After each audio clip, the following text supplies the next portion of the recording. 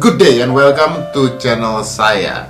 Saya akan membahas sesuatu yang mungkin menjadi sebuah pertanyaan banyak orang, karena selama saya hidup banyak orang bertanya dan saya dengar banyak sekali orang ngomong tentang hal ini. Kenapa orang-orang dengan keturunan Tionghoa atau Chinese atau Cina dianggap bisa lebih kaya dibandingkan yang bukan keturunan? Well, saya tidak setuju dengan hal tersebut. Tapi memang ada sebuah konsep dasar yang biasanya diajarkan kepada orang-orang keturunan Tionghoa.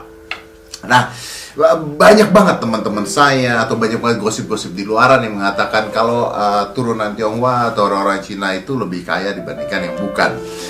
Is that true? Apakah itu benar?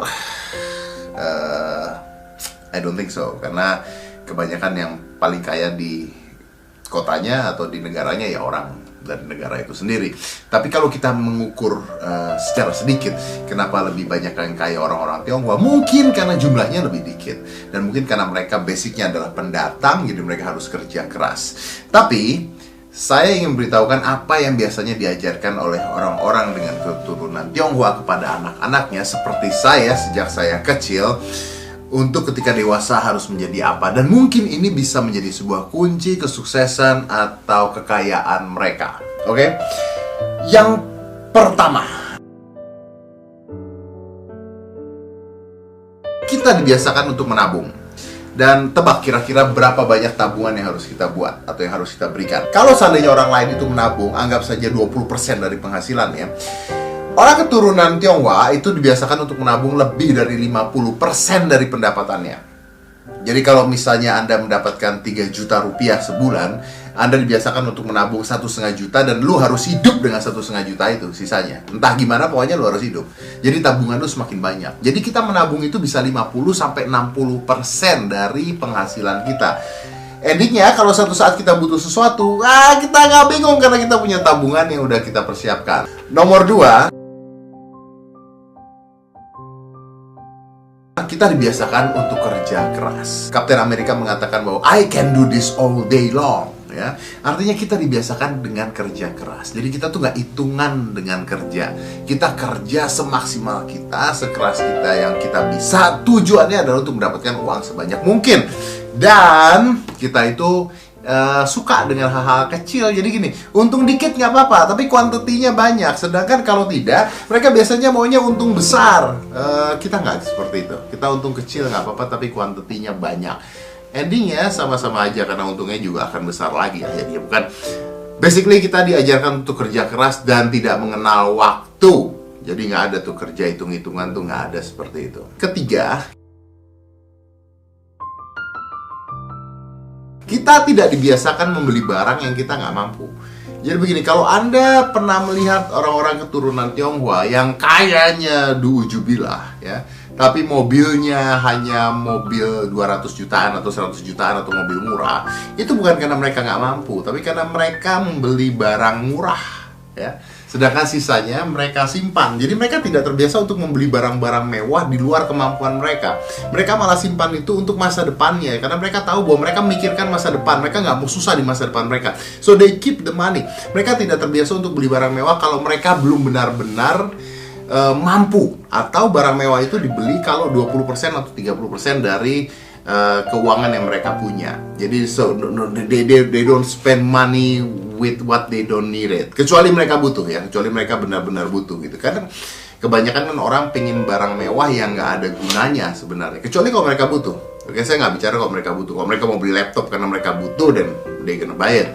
Kalau mereka mau beli handphone karena mereka butuh, dan they gonna buy it. Tapi banyak kan orang beli tas mahal dan sebagainya. Mereka nggak butuh, mereka cuma pengen gaya. Nah, orang keturunan Tionghoa ini kebanyakan tidak diajarkan seperti itu.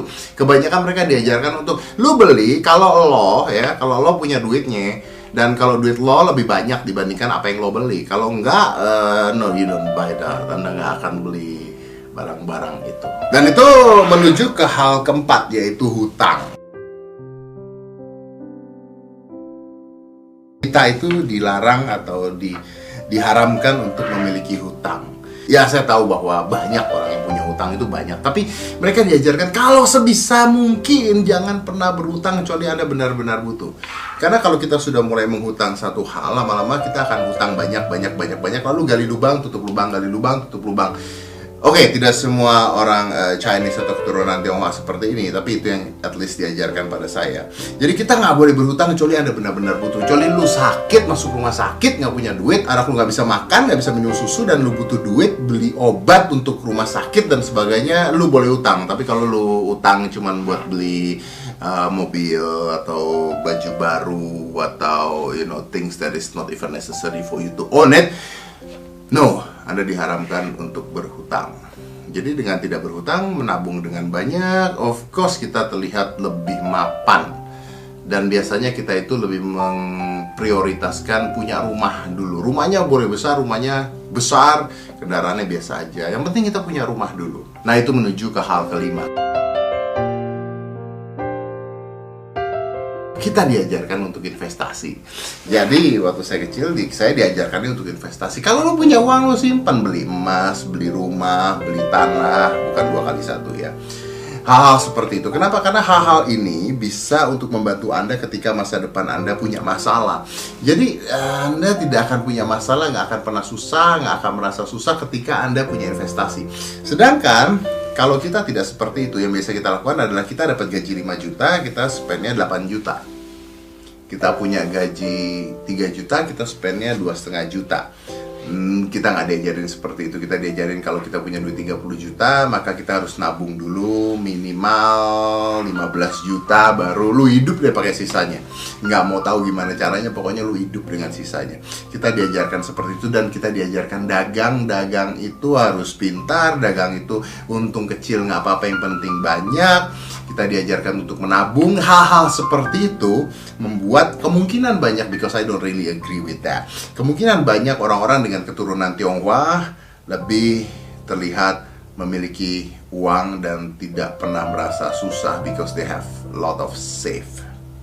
Now, benarkah itu atau tidak? Apakah semua orang seperti itu? I don't know.